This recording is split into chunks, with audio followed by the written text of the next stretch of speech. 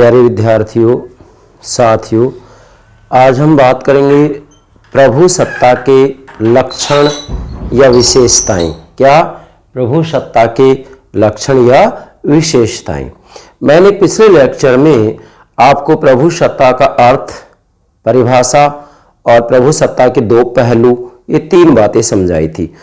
उन तीनों बातों को समझने के बाद में प्रभु सत्ता का स्वरूप स्पष्ट रूप में उभर कर सामने आता है और उस स्वरूप के आधार पर प्रभु सत्ता के लक्षण या विशेषताएं हम आसानी से समझ सकते हैं।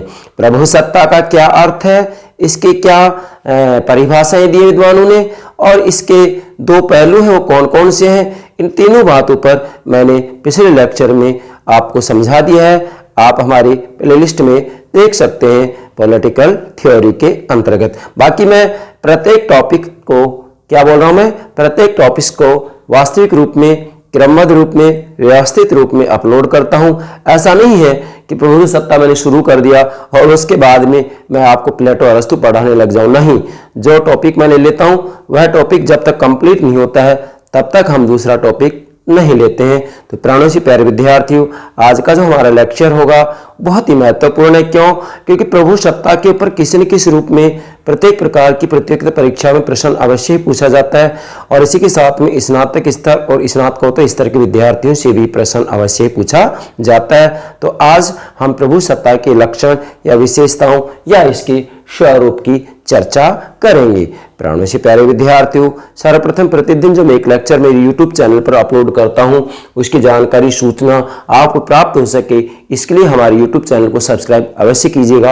आशा करता हूं आपने सब्सक्राइब कर दिया होगा। Thank you very much, thank you very much. Yes dear students, प्रभु सत्ता वास्तविक रूप में राज्य के प्राण होते हैं। प्रभु सत्ता राज्य की आत्मा होती है। जैसे व्यक्ति के शरीर में से आत्मा निकल जाती है तो व्यक्ति मृत घोषित कर दिया जाता है। ठीक उसी प्रकार से यदि राज्य के पास प्रभु सत्ता नहीं है तो फिर उसे हम राज्य नहीं कह सकते, उसको राष्ट्र कह सकते हैं, देश कह सकते हैं, समुदाय कह सकते हैं, संगठन कह सकते हैं, परंतु राज्य नहीं कह सकते। इसलिए वास्तविक रूप में जो प्रभु सत्ता है वह राज्य की आत्मा है। सबसे पहले तो ये बात नोट करनी है।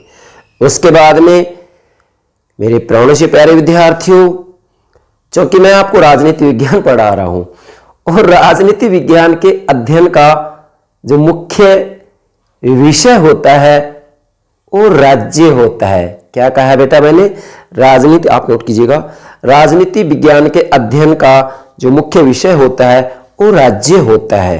और राज्य का निर्माण आधुनिक समय में चार तत्वों से होता है। मतलब आधुनिक समय में राज्य के निर्माण के चार तत्व माने जाते हैं: जनसंख्या, निश्चित भूभाग, सरकार और संप्रभुता, जिसमें संप्रभुता सबसे महत्वपूर्ण राज्य के निर्माण का तत्व है। इसलिए संप्रभुता को, प्रभु सत्ता को राज्य की आत्मा कहा जाता है। ये बात अलग है कि प्राचीन समय में, प्राचीन भारत में मनु, कौटिल्य और शुक्र ने राज्य के निर्माण के 7 तत्व, अंग या 7 प्रकृतियां बतलाई है। जैसे स्वामी, अमात्य, पुर, राष्ट्र, कोश, इसके बाद में दंड या सेना और मित्र। ये 7 तत्व या अंग बतलाए जिसको कि सप्तांग सिद्धांत की संज्ञा इन्होंने दी है। खैर अभी मैं सप्तांग सिद्धांत नहीं बता रहा हूं क्योंकि मुझे तो प्रभु सत्ता के लक्षण बतलाने, लेकिन मैंने आपको ये संकेत दिया है। जैसा कि इस डायग्राम में मैंने सभी बातें नोट कर दी है, आप ये डायग्राम जरूर नोट करेंगे। वैसे पिछले लेक्चर में भी मैंने ये बातें आपको समझाई है, परंतु जब तक ये बात नहीं समझेंगे तब तक आप प्रभु सत्ता के लक्षण भी नहीं समझ सकते। मैंने यहाँ लिखा है राजनीति विज्ञान के अध्ययन का मुख्य विषय राज्य है। नोट करेंगे पहले आप ये बात, राजनीति विज्ञान के अध्ययन का मुख्य विषय क्या है बेटा? राज्य। और इसके बाद में राज्य के निर्माण के 4 तत्वों में जो प्रमुख तत्व है वो प्रभु सत्ता है, जिसके लक्षण की चर्चा आज हम करेंगे। अर्थात आधुनिक समय में राज्य निर्माण के 4 तत्व माने जाते हैं। क्या क्या माने जाते हैं? जनसंख्या, निश्चित भूभाग, सरकार और संप्रभुता। जबकि मैंने यहाँ इस जो 7 का संकेत दिया है वो ये दिया है कि वास्तव में प्राचीन भारत के अंतर्गत मनु, ने अपनी मनुस्मृति में, कौटिल्य ने अपनी पुस्तक अर्थशास्त्र में, शुक्र ने अपनी पुस्तक शुक्र नीति सार के अंतर्गत राज्य की 7 तत्व, अंग या 7 प्रकृतियां बतलाई थी। यह बात भी आपको ध्यान में रखनी है, जिससे कि सप्तांग सिद्धांत की संज्ञा दी जाती है। तो बेटा नोट करेंगे, राज्य निर्माण के 4 तत्व होते हैं, जिन 4 तत्वों में प्रमुख तत्व होता है प्रभु सत्ता। ठीक है, जैसे मान लीजिएगा 1947 से पहले भारत वास्तविक रूप में राज्य नहीं था। क्यों? क्योंकि 47 से पहले जनसंख्या भी थी, निश्चित भूभाग भी था, सरकार भी थी, लेकिन प्रभु सत्ता नहीं थी। इसलिए 47 से पहले भारत एक राज्य नहीं था। इसको देश कह सकते थे लेकिन राज्य नहीं कह सकते थे। 1947 में जैसे ही हमें स्वतंत्रता प्राप्त हुई तो वास्तविक रूप में प्रभु सत्ता हमारे हाथों में आ गई और हम क्या बन गए? राज्य बन गए। अब बेटा मैंने यह नोट किया है, राज्य की आत्मा है, अर्थात जो वास्तव में राज्य निर्माण का चौथा तत्व है, जो सबसे महत्वपूर्ण तत्व है प्रभु सत्ता, वो राज्य की आत्मा है। क्यों है आत्मा? क्योंकि वास्तव में यदि राज्य में से प्रभु सत्ता को निकाल दिया जाए तो फिर वो राज्य राज्य नहीं रहता है, वो मृत प्राय हो जाता है। उसको हम ज्यादा से ज्यादा एक देश कह सकते हैं, समुदाय कह सकते हैं, संगठन कह सकते हैं, लेकिन राज्य नहीं कह सकते। इसलिए वास्तव में जो प्रभु सत्ता वो राज्य की आत्मा होती है। आपसे एग्जाम पूछा जा सकता है कि राज्य निर्माण के 4 तत्वों में निम्न में से कौन सा राज्य की आत्मा है, तो आप कहेंगे प्रभु सत्ता। नेक्स्ट, प्रभु सत्ता के बिना राज्य का अस्तित्व नहीं हो सकता है। ध्यान दीजिएगा, जब तक राज्य के पास प्रभु सत्ता नहीं होगी तब तक वास्तविक रूप में राज्य का अस्तित्व हो ही नहीं सकता। जैसे मैंने आपको कहा 1947 से पहले भारत एक राज्य नहीं था, एक देश जरूर था लेकिन राज्य नहीं था। इसलिए प्रभु सत्ता के बिना राज्य का अस्तित्व नहीं हो सकता। अगर राज्य का अस्तित्व है तो इसका मतलब प्रभु सत्ता है, और यदि प्रभु सत्ता नहीं है तो राज्य का अस्तित्व भी नहीं है। हाँ, अन्य समुदाय, संगठन, देश, राष्ट्र, राष्ट्रीयता का अस्तित्व प्रभु सत्ता के बिना हो सकता है, लेकिन राज्य का अस्तित्व प्रभु सत्ता के बिना नहीं हो सकता, नहीं हो सकता। नोट करेंगे क्या? समुदाय, संगठन, देश, राष्ट्र, राष्ट्रीयता का अस्तित्व प्रभु सत्ता के बिना हो सकता है, लेकिन राज्य का अस्तित्व प्रभु सत्ता के बिना नहीं हो सकता है। ये बात भी आपको नोट करनी है। इसके बाद बेटा हम आगे बढ़ते हैं। राज्य की सर्वोच्च शक्ति ही प्रभु सत्ता है। नोट करेंगे बेटा यहां क्या? राज्य की जो सर्वोच्च शक्ति होती है वही क्या कहलाती है? प्रभु सत्ता कहलाती है। बाकी प्रभु सत्ता का सामान्य अर्थ परिभाषा मैंने पिछले लेक्चर में आपको ठीक से समझा दी। यहां ज्यादा मैं बात नहीं करूंगा, हम केवल लक्षण की बात करेंगे, लेकिन फिर भी चूंकि अर्थ जाना जरूरी है, तो राज्य की सर्वोच्च शक्ति ही क्या है? प्रभु सत्ता है। जैसे मैंने यहां डायग्राम बनाया, राज्य की जो सर्वोच्च स मतलब शक्ति, जो राज्य की सर्वोच्च शक्ति ही प्रभु सत्ता कहलाती है। नोट करेंगे, राज्य की सर्वोच्च अगला ये शक्ति, सर्वोच्च शक्ति मतलब राज्य की सर्वोच्च शक्ति ही प्रभु सत्ता कहलाती है। जैसा कि नोट भी किया है, राज्य की सर्वोच्च शक्ति प्रभु सत्ता है। अब बेटा अगली बात, प्रभु सत्ता के संदर्भ में विशेषकर 2 दृष्टिकोण प्रचलित हैं। नोट करना है ये बात, प्रभु सत्ता के संदर्भ में 2 दृष्टिकोण प्रचलित हैं। पहला है एकत्ववादी दृष्टिकोण, दूसरा है अनेकवादी या बहुलवादी दृष्टिकोण। बहुलवादी अनेकवादी दृष्टिकोण के ऊपर मैं अलग से वीडियो लेक्चर अपलोड करूंगा, जिसके ऊपर लगभग 4-5 लेक्चर मुझे अपलोड करने पड़ेंगे। अभी हम वास्तविक रूप प्रभु सत्ता का जो प्रथम दृष्टिकोण है एकत्ववादी दृष्टिकोण, जो कि वास्तविक रूप में राज्य की सर्वोच्च शक्ति को ही प्रभु सत्ता मानता है। मतलब एकत्ववादी दृष्टिकोण राज्य को ही क्या, राज्य के अंतर्गत जो प्रभु सत्ता होती है, राज्य की सर्वोच्च शक्ति ही क्या है? प्रभु सत्ता है। मतलब ये वास्तविक रूप में राज्य को ही सर्वोच्च मानता है, राज्य को ही सब कुछ मानता है। जबकि बहुलवादी अनेकवादी वास्तव में राज्य के अंतर्गत अन्य अनेकों समुदाय होते हैं, उनको भी महत्वपूर्ण मानते हैं। ये बात आपको ध्यान में रखनी है। एकत्ववादी वास्तविक रूप में राज्य की सर्वोच्च शक्ति को ही प्रभु सत्ता मानते हैं। तो अभी हम जो ये लक्षण बताएंगे वो वास्तविक रूप में एकत्ववादी दृष्टिकोण के आधार पर ही प्रभु सत्ता के लक्षण बतलाए जाएंगे। तो ये बात भी आपको ध्यान में रखनी है। 2 दृष्टिकोण होते हैं, एकत्ववादी और दूसरा अनेकवादी या बहुलवादी दृष्टिकोण। ठीक है, अब आगे बढ़ते हैं। प्रभु सत्ता के लक्षण अथवा विशेषताएं या स्वरूप।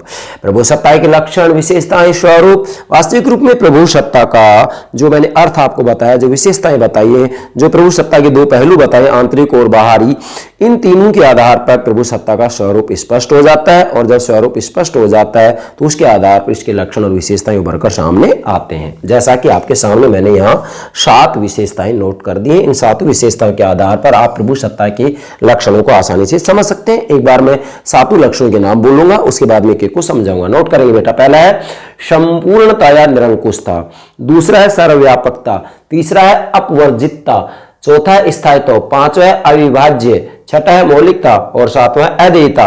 और गार्नर ने एक अलग से और बताई विशेषता, वह अवधि रहितता। तो वैसे टोटल 8 होगी, बाकी गार्नर की मैंने अलग से इसलिए लिखी है कि कभी कभी प्रतियोगिता परीक्षा में पूछ ली जाती है अलग से और विद्यार्थी गलती कर देता है, इसलिए मैं इसको अलग से समझाऊंगा। अब हम एक एक लक्षण पर चर्चा करते हैं। सबसे पहले करेंगे बेटा संपूर्णता या निरंकुशता। क्या? प्रभु सत्ता का जो पहला लक्षण या विशेषता है वो क्या है? संपूर्णता या निरंकुशता। संपूर्णता निरंकुशता का मतलब होता है कि वास्तविक रूप में जो राज्य होता है, राज्य अपने क्षेत्र के लिए किसी भी प्रकार का कैसा भी कानून बना सकता है, अच्छा कानून बना सकता है, बुरा कानून बना सकता है, ये किसी के प्रति उत्तरदायी नहीं होता है।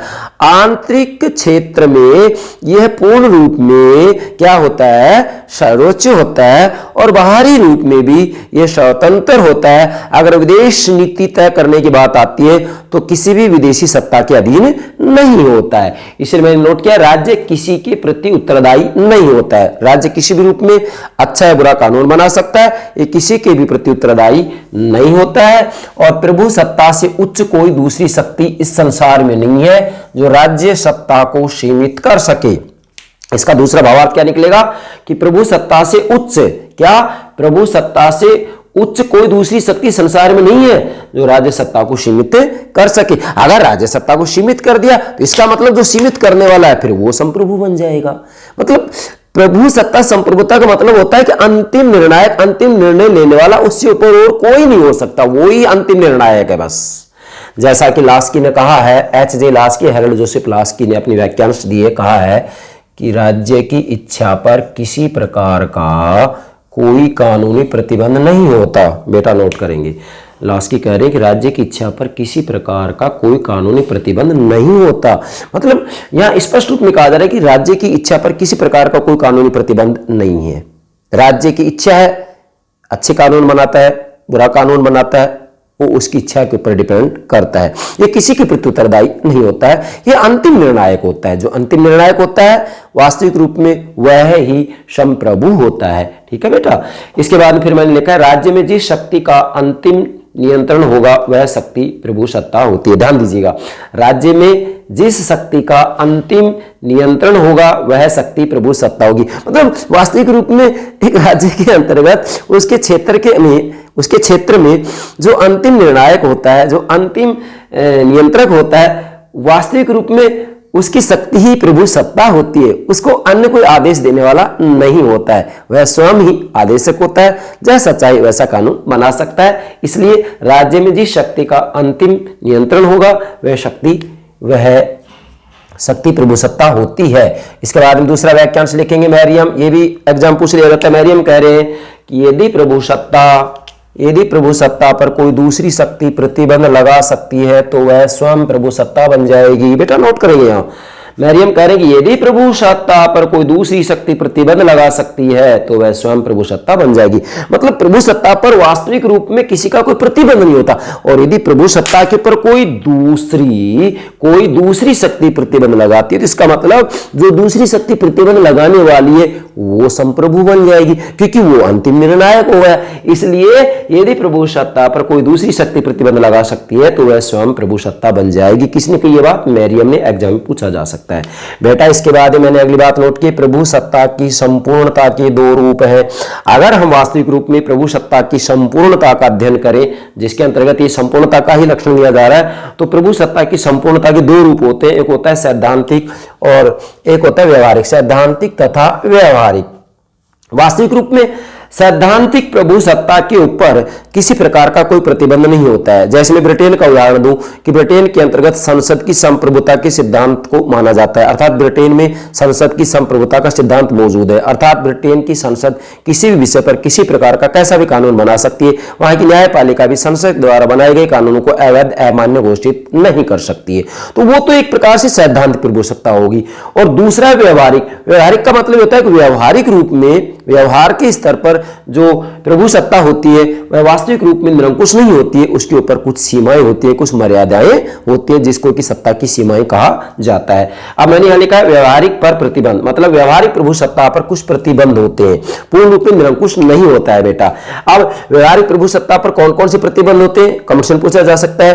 पहला है प्राकृतिक नियम का प्रतिबंध होता है, दूसरा नैतिक नियम का होता है, तीसरा रीति रिवाज का भी होता है, और चौथा धर्म का होता है, पांचवा जनमत का होता है, और छठा अंतर्राष्ट्रीय कानून का होता है। शॉर्ट में मैंने बताइए, मतलब प्राकृतिक नियम, नैतिक नियम, रीति रिवाज, धर्म, जनता या जनमत और अंतर्राष्ट्रीय कानून का प्रतिबंध वास्तविक रूप में व्यवहारिक प्रभु सत्ता पर होता है। फॉर एग्जाम्पल, ब्रिटिश संसद सैद्धांतिक रूप में संप्रभु है और यह कहा गया कि ब्रिटेन की संसद जैसा चाहे वैसा कानून बना सकती है। जैसा कि कहा जाता है ब्रिटिश संसद के बारे में कि वहां की संसद, जैसा कि डी लोलवे ने कहा है कि ब्रिटिश संसद सब कुछ कर सकती है, केवल स्त्री को पुरुष और पुरुष की स्त्री नहीं बना सकती है। और इसी के साथ में कहा गया ब्रिटिश संसद के बारे में कि वहां की संसद यदि चाहे तो किसी अपराधी को उसके अपने ही मामले में न्यायाधीश घोषित किया जा सकता है। अब ये केवल सैद्धांतिक बात है, मतलब व्यवहार में वास्तव में संसद ऐसा नहीं कर सकते। जैसे यहां तक कहा गया है कि संसद यदि ये कानून बनाना चाहे कि ब्रिटेन के अंतर्गत जितने भी नीली आंख वाले लोग हैं उन सबको गोलियों से भून दिया जाए, तो क्या संसद ऐसा कानून बना सकती है? नहीं बना सकती। सैद्धांतिक रूप में मानते हैं हम, संप्रभु है संसद, लेकिन व्यवहार में संसद ऐसा कानून नहीं बना सकती। क्यों नहीं बना सकती? क्योंकि प्राकृतिक नियम के विपरीत है कि भाई नीली आंख वाले लोगों को मार दिया जाए, नैतिक नियम के विपरीत है, रीति रिवाज के विपरीत है, धर्म के विपरीत है, जनमत भी इसको स्वीकार नहीं करेगा, और अंतर्राष्ट्रीय कानून के विपरीत है। दुनिया का कोई भी राष्ट्र राज्य इस कानून को पसंद नहीं करेगा कि नीली आंख वाले व्यक्तियों को गोलियों से मार दिया जाए। क्या ये मान्य हो जाएगा? नहीं हो सकता ना बेटा। तो इसलिए वास्तविक रूप में संप्रभुता के ऊपर व्यवहारिक प्रतिबंध होता है। सैद्धांतिक रूप में निरंकुश होती है, लेकिन व्यवहारिक रूप में इसके ऊपर प्रतिबंध होता है, निरंकुश नहीं होता है। यह हो गया आपका पहला संपूर्णतः निरंकुशता का लक्षण। दूसरा, सर्वव्यापकता। अब देखें यहां पर सर्वव्यापकता का मतलब सबके ऊपर लागू हो। तो इसका मतलब है कि सभी सदस्यों संगठनों पर नियंत्रण करती है, अर्थात जो संप्रभुता है, प्रभु सत्ता है, वो राज्य क्षेत्र के अंतर्गत, जैसे भारत राज्य है, भारत राष्ट्र राज्य है, तो भारत की बात चर्चा करें हम तो भारत राष्ट्र का जो राज्य क्षेत्र हो गया, यहां सभी सदस्यों और संगठनों के ऊपर नियंत्रण करती है। मतलब प्रभु सत्ता सभी समुदाय संगठन, क्या समुदाय संगठन व्यक्तियों को अपने नियंत्रण में रखती है। इसको आदेश देने वाला कोई नहीं है, ये किसी के प्रति उत्तरदायी नहीं है। इसलिए मैंने लिखा है सभी सदस्यों संगठनों वर्गों पर, यहां आप लिख सकते हैं वर्ग भी लिख सकते हैं, सभी संगठनों सदस्यों वर्गों व्यक्तियों पर नियंत्रण करती है। कौन? प्रभु सत्ता। इसका मतलब होगा सर्वव्यापकता, अर्थात वास्तविक रूप में प्रभु सत्ता को राज्य में चुनौती देने वाला कोई भी नहीं हो सकता है। राज्य के अंतर्गत, राज्य के क्षेत्र के अंतर्गत सभी सदस्यों, सभी संगठनों, सभी समुदायों, सभी व्यक्तियों के ऊपर प्रभु सत्ता का नियंत्रण होता है। इसको कोई भी चुनौती नहीं दे सकता, ये किसी के प्रति भी उत्तरदायी नहीं होता है। ठीक है। फिर गार्नर कह रहे हैं यहां कि सर्वव्यापकता से अभिप्राय राज्य की सीमा के अंदर प्रभु सत्ता की व्यापकता से। बेटा नोट करें, गार्नर कह रहे हैं कि सर्वव्यापकता से अभिप्राय राज्य की सीमा के अंदर, राज्य की सीमा के अंतर्गत। तो भारत जो राज्य है, भारत राष्ट्र राज्य है, तो भारत की सीमा के अंतर्गत की बात आ रही है। आप किसी भी देश की चर्चा करें, सर्वव्यापकता से अभिप्राय राज्य की सीमा के अंदर, राज्य की सीमा के अंदर, किसी दूसरे राज्य के लिए आप कानून नहीं बना सकते हैं। सर्वव्यापकता से अभिप्राय राज्य की सीमा के अंदर प्रभु सत्ता की व्यापकता से, मतलब वास्तविक रूप में जो राज्य की सीमा है इसके अंतर्गत किसी भी सदस्य संगठन समुदाय वर्ग विशेष के लिए कानून बनाया जा सकता है। वास्तविक रूप में फिर वो कानून अच्छा हो या बुरा हो, वो किसी के प्रति उत्तरदायी नहीं है। अपने क्षेत्र में ये क्या होगा? सर्वोच्च होगा, और इसीलिए राज्य की सर्वोच्च शक्ति ही प्रभु सत्ता कहलाती है। इसके बाद बेटा यहां मैंने एक बात बहुत महत्वपूर्ण लिखी है, क्या कि ये बात सही है क्या कि सभी सदस्यों संगठनों के ऊपर ये प्रभु सत्ता नियंत्रण रखती है, लेकिन फिर भी विदेशी प्रतिनिधियों और राजदूतों पर कुछ कानून लागू नहीं होते। मतलब विदेशी प्रतिनिधियों राजदूतों को वास्तविक रूप में कुछ छूट मिली होती है, कुछ कानून लागू नहीं होते। अब वास्तव में ये लागू नहीं होते तो इसका मतलब ये नहीं हो गया कि भाई राज्य की प्रभु सत्ता का हनन हो रहा है। नहीं, ये तो जो सभी राष्ट्र राज्य आपसी सहमति से ऐसा कानून बनाते हैं, आपसी सहमति से ऐसा कानून बनाते हैं। बाकी ये नहीं है कि भाई इससे संप्रभुता को नियंत्रित करने वाली कोई दूसरी प्रभु सत्ता है, नहीं, ऐसा नहीं है।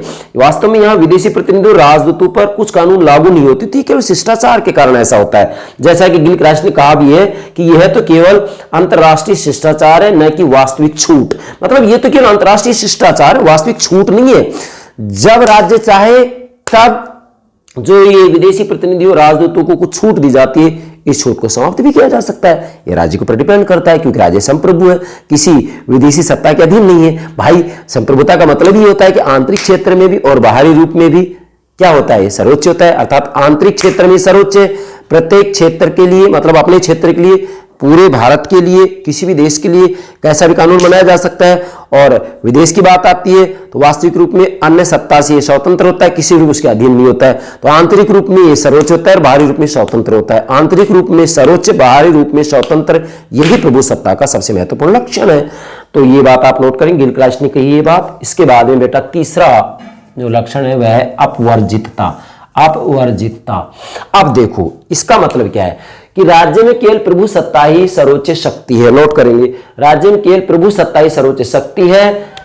राज्य की शक्ति के अतिरिक्त कोई दूसरी शक्ति नहीं जिसे प्रभु सत्ता कहा जा सके। मतलब राज्य में केवल प्रभु सत्ता ही सर्वोच्च शक्ति है, राज्य की शक्ति के अतिरिक्त कोई दूसरी शक्ति नहीं है जिसे प्रभु सत्ता कहा जा सके। मतलब राज्य के अलावा और कोई भी सदस्य, संगठन, वर्ग निर्णय नहीं ले सकता, जबकि राज्य के द्वारा अपने क्षेत्र के लिए सर्वोच्च रूप में नियंत्रण लिया जा सकता है। जैसा कि गेटल ने कहा है कि जितनी प्रभु सत्ताएं होती हैं उतने ही राज्य अवश्य होते हैं।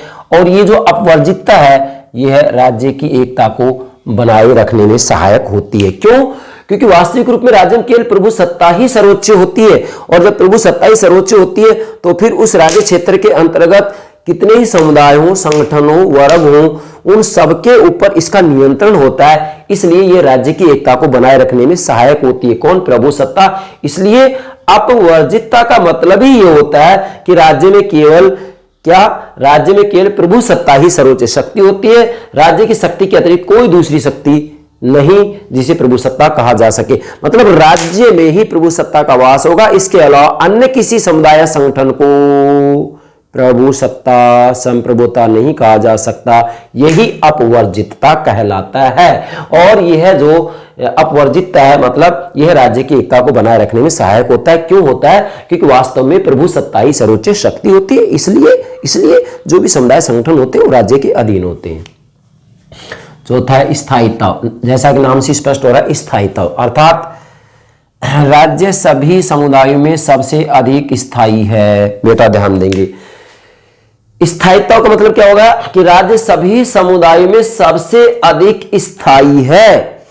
अन्य समुदाय और संगठन इतने स्थायी नहीं होते जितना कि राज्य होता है। क्यों? इसका जवाब दे रहे हैं गिलक्रास्ट। गिलक्रास्ट कह रहे हैं कि राज्य की प्रभु सत्ता भी वैसी ही स्थायी है जैसे कि स्वयं राज्य। प्रभु सत्ता का अंत राज्य का अंत है। ध्यान दीजिएगा, राज्य की प्रभु सत्ता भी वैसे स्थायी है जैसे कि स्वयं राज्य।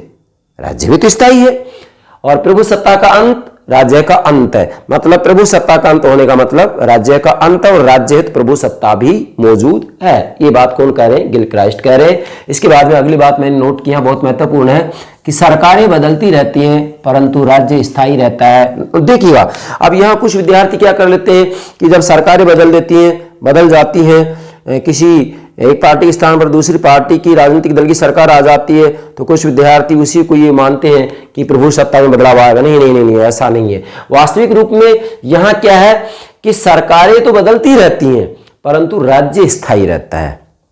और राज्य स्थायी रहता है तो इसका मतलब क्या है? जैसे ब्रिटेन में एक कहावत प्रचलित है, राजा की मृत्यु होती है चिरंजीवी है। मतलब राजा की मृत्यु तो होती है लेकिन जो राज सत्ता है, जो प्रभु सत्ता है, वह स्थायी है, उसकी मृत्यु नहीं होती है। ये ब्रिटेन में कहावत है कि राजा की मृत्यु होती है चिरंजीवी है। वैसे भी कहा जाता है, ब्रिटेन की जनता नारा भी लगाती है, हमारा राजा हो चिरंजीवी, हमारा राजा हो चिरंजीवी। इसका मतलब ये है हमारा राजा हो चिरंजीवी। प्रथम का मतलब तो ये होता है कि वास्तविक रूप में जो राजा है वह व्यक्ति विशेष के रूप में तो मरेगा, लेकिन शासक विशेष के रूप में, राज सत्ता के रूप में राजपद हमेशा बना रहेगा। मतलब संप्रभुता की तरफ संकेत किया जा रहा है कि जो प्रभु सत्ता होती है वह वास्तव में क्या होती है, स्थायी होती है। ठीक है। पांचवा है अविभाज्यता, अर्थात वास्तविक रूप में जो प्रभु सत्ता होती है उसका बंटवारा विभाजन नहीं किया जा सकता। राज्य में केवल एक ही प्रभु सत्ता हो सकती है, प्रभु सत्ता का बंटवारा नहीं हो सकता। जैसे एक उदाहरण दे रहा हूं, 1971 में भारत और पाकिस्तान के युद्ध के द्वारा पाकिस्तान की सत्ता दो टुकड़ों में विभाजित हो जाती है, एक तो स्वयं पाकिस्तान और दूसरा बांग्लादेश। तो यहां पर फिर वास्तविक रूप में जो बांग्लादेश है वह नए राज्य के रूप में उभर कर सामने आता है। तो वहां पर उसकी जो प्रभु सत्ता है उसके पास मौजूद होती है। मतलब दो प्रभु सत्ताएं हो जाती हैं, पाकिस्तान और बांग्लादेश। जैसा कि गैटेल कह रहे हैं, यदि प्रभु सत्ता विभाजित है तो एक से अधिक राज्यों का अस्तित्व है। ध्यान दीजिएगा, अब यदि मान लीजिएगा एक राज्य के अंतर्गत प्रभु सत्ता विभाजित है तो एक से अधिक राज्यों का अस्तित्व होगा। समझ गए ना? इसलिए प्रभु सत्ता कभी विभाजित नहीं होती, इसका बंटवारा नहीं होता है। इसके बाद में दूसरा विद्वान है जॉन कोल्हन। मैंने बेटा जितने भी व्याख्यान से सारे नोट किए, ये एग्जाम पूछ ले जाते हैं। जॉन कोल्हन आधा ल है, जॉन कोल्हन कह रहे हैं कि प्रभु सत्ता एक संपूर्ण वस्तु है, इसे विभाजित करना, इसे नष्ट करना होता है। बेटा ध्यान देंगे, एक कार्य प्रभु सत्ता एक संपूर्ण वस्तु है, इसे विभाजित करना, इसे नष्ट करना होता है। मतलब संप्रभुता, प्रभु सत्ता एक संपूर्ण वस्तु है और इसको यदि विभाजित किया जा रहा है, इसके टुकड़े किया जा रहा है, तो इसका मतलब ये होगा कि इसको नष्ट करना है, क्योंकि प्रभु सत्ता संप्रभुता का वास्तविक रूप में कभी भी बंटवारा विभाजन नहीं हो सकता। इसलिए इसका पांचवा लक्षण होगा अविभाज्यता, मतलब प्रभु सत्ता का जो है बंटवारा विभाजन नहीं किया जा सकता। छठा है मौलिकता। प्रभु सत्ता राज्य की मौलिक शक्ति है। प्रभु सत्ता का जन्म तथा विकास राज्य के जन्म और विकास के साथ ही हुआ है। अर्थात मूल बात यहां यह है कि जो ये प्रभु सत्ता है ना, ये राज्य के पास अपनी मौलिक शक्ति है, किसी अन्य के द्वारा नहीं दी जाती है। अन्य के द्वारा दी जाएगी तो फिर वापस भी ली जा सकती है। इसलिए वास्तव में जो ये प्रभु सत्ता है वो राज्य की मौलिक शक्ति है, किसी अन्य के द्वारा दी गई नहीं है, किसी अन्य ने नहीं दी है। कैसे? जैसे आप देखेंगे, प्रभु सत्ता राज्य की मौलिक शक्ति है। प्रभु सत्ता का जन्म तथा विकास राज्य के जन्म और विकास के साथ ही हुआ है। मतलब राज्य के जन्म के साथ ही प्रभु सत्ता का भी जन्म हुआ है। जैसे यहां पर राज्य की उत्पत्ति के बारे में दैवीय सिद्धांत और सामाजिक समझौता सिद्धांत ये कहते हैं। दैवीय सिद्धांत कहता है कि राजा या राजपति की स्थापना ईश्वर ने की है, और सामाजिक समझौता सिद्धांत कहता है कि राज्य के निर्माण समझौते के द्वारा हुआ है। परंतु राज्य तथा उसकी सत्ता का ऐतिहासिक विकास हुआ है, क्रमबद्ध रूप में धीरे धीरे इसका विकास हुआ है। ये ना तो समझौते का परिणाम है, ना ईश्वर ने राजपद या राजा की स्थापना की है, बल्कि यह तो वास्तविक रूप में राज्य तथा उसकी सत्ता का ऐतिहासिक विकास हुआ, धीरे धीरे इसका विकास हुआ है। अतः संप्रभु राज्य की अपनी शक्ति है। अब बेटा नोट करेंगे, अतः संप्रभु राज्य की अपनी शक्ति है। मतलब जो संप्रभुता है वो राज्य की अपनी शक्ति है, किसी अन्य ने नहीं दी है, किसी अन्य ने नहीं दी है, ये इसकी अपनी स्वयं की शक्ति है। जैसा कि राजनीतिक विज्ञान के जनक अरस्तु ने भी कहा है, क्या कहा है कि मनुष्य स्वभाव से ही राजनीतिक प्राणी है, स्वभाव से ही राजनीतिक प्राणी। तो स्वभाव से ही वास्तव में जो संप्रभु है राज्य की अपनी शक्ति है, किसी अन्य ने नहीं दी। ये मौलिक शक्ति इसकी अपनी है, किसी अन्य ने नहीं दी है। कोई अन्य देगा तो फिर वापस भी ले सकता है, और यह राज्य के लिए किसी की देन नहीं है। क्या? यह राज्य के लिए किसी की देन नहीं है। मतलब जो प्रभु सत्ता है वह राज्य के लिए किसी की देन नहीं है। मतलब वास्तव में राज्य को जो प्रभु सत्ता है, राज्य के पास जो प्रभु सत्ता है, ये किसी अन्य के द्वारा नहीं दी गई है, बल्कि वास्तविक रूप में यह राज्य की अपनी मौलिक शक्ति है। क्या? प्रभु सत्ता। इसलिए छठा होगा मौलिकता। और सातवां है अदेयता। अदेयता का मतलब क्या होता है कि जो प्रभु सत्ता होती है इसको किसी अन्य को नहीं दिया जा सकता। प्रभु सत्ता का एक प्रकार से हम कह सकते हैं कि हस्तांतरण नहीं किया जा सकता। इसको अदेयता भी कह सकते हैं, अहस्तांतरणीय भी कह सकते हैं। अदेयता या अहस्तांतरणीयता मतलब इसको किसी अन्य को नहीं दिया जा सकता, इसको हस्तांतरित नहीं किया जा सकता। क्या? अदेयता। अदेयता किसी अन्य को नहीं दिया जा सकता। मैंने नोट किया, राज्य अपनी सत्ता किसी को नहीं दे सकता, इसको अदेयता कहते हैं। ठीक है। राज्य अपनी सत्ता किसी को नहीं दे सकता, और किसी अन्य को यदि दे दिया तो इसका मतलब वो संप्रभु नहीं है, जिसको दिया गया है वो संप्रभु हो जाएगा। लीबर कह रहे हैं यहां एक विद्वान है, जैसे वृक्ष उगने के अधिकार का त्याग नहीं कर सकता, उगने के अधिकार को त्याग नहीं सकता, वैसे ही मनुष्य जीवन और अपने व्यक्तित्व को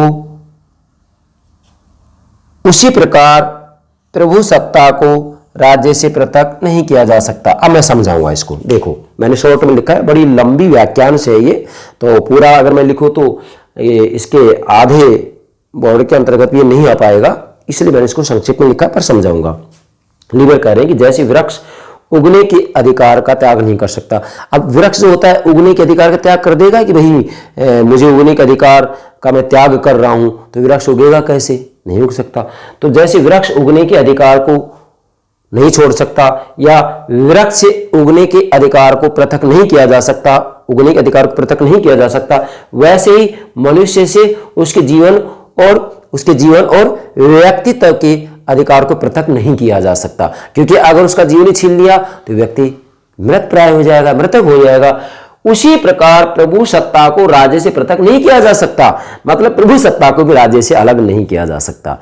ये राज्य के साथ ही है। जैसे वृक्ष से उगने का अधिकार अलग नहीं किया जा सकता, व्यक्ति से उसका जीवन नहीं छीना जा सकता, अलग नहीं किया जा सकता। अगर प्राणी ले ली तो व्यक्ति मर जाएगा। ठीक उसी प्रकार से प्रभु सत्ता को राज्य से पृथक नहीं किया जा सकता, और प्रभु सत्ता को राज्य से पृथक कर दिया तो फिर राज्य मृत्य हो जाएगा। इसलिए तो कहा गया कि राज्य की आत्मा है कौन? प्रभु सत्ता। इसलिए तो कहा गया है कि प्रभु सत्ता राज्य की आत्मा है, इसलिए वास्तविक रूप में प्रभु सत्ता को राज्य से पृथक नहीं किया जा सकता। ठीक है बेटा, इसलिए सातवां होगा अदेयता का लक्षण। ये 7 लक्षण महत्वपूर्ण हो गए। उसके बाद में मैंने यहाँ निष्कर्ष रूप में लिखा है। निष्कर्ष में क्या लेंगे हम कि वास्तविक रूप में यदि प्रभु सत्ता को आपको ठीक से समझना है तो ये 7 लक्षणों को आपको ठीक से समझना होगा। और निष्कर्ष में हम यही कहेंगे, क्या कहेंगे कि राज्य की सर्वोच्च शक्ति ही प्रभु सत्ता है। और प्रभु सत्ता के संदर्भ में 2 दृष्टिकोण है, एकत्ववादी दृष्टिकोण और अनेकवादी या बहुलवादी दृष्टिकोण। ठीक है। अब यहाँ गार्नर कह रहे हैं, गार्नर ने एक अलग से लक्षण और बताया है, अवधि रहितता। इसका मतलब ये है कि मान लीजिएगा कुछ समय के लिए इसका प्रयोग न करने से उसका अंत नहीं होता। मतलब अगर संप्रभुता का, प्रभु सत्ता का कुछ समय के लिए प्रयोग नहीं किया जाता है तो इसका मतलब ये नहीं कि उसका अंत होगा, नहीं, उसका अंत नहीं हो सकता, और न ही अन्य सत्ता का उस पर दावा हो सकता है। अगर कुछ समय के लिए संप्रभुता, प्रभु सत्ता का प्रयोग नहीं किया जा रहा तो इसका मतलब ये नहीं होगा कि संप्रभुता का अंत हो गया और अन्य सत्ता को उसके ऊपर दावा हो गया, ऐसा नहीं हो सकता। इसी को कहते हैं अवधि रहितता। मतलब इसका अवधि से मतलब नहीं है कि भाई अगर 6 महीने के लिए, 1 वर्ष के लिए इसका प्रयोग नहीं किया जाए तो फिर संप्रभुता के ऊपर किसी अन्य का दावा हो जाएगा, या फिर जो है प्रभु सत्ता का अंत हो जाएगा। नहीं नहीं नहीं नहीं, समय विशेष इसका कोई मतलब नहीं है। कुछ समय के लिए यदि इसका प्रयोग नहीं किया जाता है इसका मतलब ये नहीं होगा कि संप्रभुता का अंत हो जाएगा, या ये जो संप्रभुता है, सत्ता है, किसी अन्य के हाथों में चली जाएगी, ऐसा नहीं हो सकता। इसलिए इसको कहते हैं अवधि रहितता। अवधि मतलब समय, अवधि रहितता। और इसके बाद लास्ट में लिखा है कि प्रभु सत्ता राज्य की सर्वोच्च शक्ति है। अर्थात संप्रभुता के लक्षणों का जब निष्कर्ष हम निकालते हैं तो यही कहेंगे कि वास्तविक रूप में आप ऐसे कह सकते हैं, अतः निष्कर्ष रूप में हम ये कह सकते हैं, आप नोट करेंगे, अतः निष्कर्ष रूप में हम ये कह सकते हैं कि प्रभु सत्ता राज्य की सर्वोच्च शक्ति है। और जब प्रभु सत्ता राज्य की सर्वोच्च शक्ति है तो इस सर्वोच्च शक्ति के 8 लक्षण होते हैं। यही नोट करेंगे लास्ट में आप। मैंने ये जो बिंदी बनाई है इसका मतलब यहाँ 7 ब्रैकेट में लिखा है, तो 7 के साथ में 8वां लक्षण ले सकते हैं। ये 8 लक्षण यहाँ पर आप नोट करेंगे, ये इसका निष्कर्ष हो जाएगा। क्या लिखेंगे आप? अतः निष्कर्ष रूप में कहा जा सकता है कि प्रभु सत्ता राज्य की सर्वोच्च शक्ति है, जिसके अंतर्गत वास्तविक रूप में संपूर्णता, क्या संपूर्णता, सर्वव्यापकता, अपवर्जितता, स्थायित्व, अविभाज्यता, मौलिकता, अद्वैता और अवधि रहितता आती है। इसलिए वास्तविक रूप में प्रभु सत्ता क्या, प्रभु सत्ता राज्य की सर्वोच्च शक्ति है। इसलिए राज्य की सर्वोच्च शक्ति ही प्रभु सत्ता है। जैसा कि लास्ट में लिख भी दिया है, प्रभु सत्ता राज्य की सर्वोच्च शक्ति, जिसके अंतर्गत ये 8 लक्षण समाहित होते हैं। बेटा ये हो गया प्रभु सत्ता के लक्षण, विशेषताएं और इसका स्वरूप। अब ये सारी बात यदि आप ठीक से समझ जाएंगे तो किसी भी रूप में कोई प्रतियोगिता परीक्षा हो कैसा प्रश्न पूछा जाए गलत नहीं होगा। मैंने फिर यहां संकेत किया, इसका मतलब क्या हो गया, सर्वोच्च शक्ति मतलब राज्य की सर्वोच्च शक्ति ही प्रभु सत्ता कहलाती है। यहां पर मैंने संकेत किया, नोट करेंगे आप, राज्य की सर्वोच्च शक्ति, फिर से बोल रहा हूं, राज्य की सर्वोच्च शक्ति ही, राज्य की सर्वोच्च शक्ति ही प्रभु सत्ता कहलाती है। राज्य की सर्वोच्च शक्ति ही प्रभु सत्ता कहलाती है। और राज्य की सर्वोच्च शक्ति प्रभु सत्ता कहलाती है, इसके क्या लक्षण है, मैंने 8 लक्षण आपको यहां पर बता दिए। 7 ये होगा, 8वां गार्डनर ने अलग से बताया, इसलिए मैंने अलग से ही लिखा है, क्योंकि ये लक्षण विशेषकर गार्डनर ने ही बताया। तो आपसे एग्जाम पूछा जा सकता है कि निम्न में से प्रभु सत्ता का कौन सा ऐसा लक्षण है जो कि गार्डनर के द्वारा बताया गया है, तो वो होगा अवधि रहितता। तो पढ़ाने से प्यारे विद्यार्थी, मुझे पूरा विश्वास है आप प्रभु सत्ता के लक्षण, विशेषताएं, स्वरूप को अच्छे से समझ गए होंगे। Okay, thank you very much.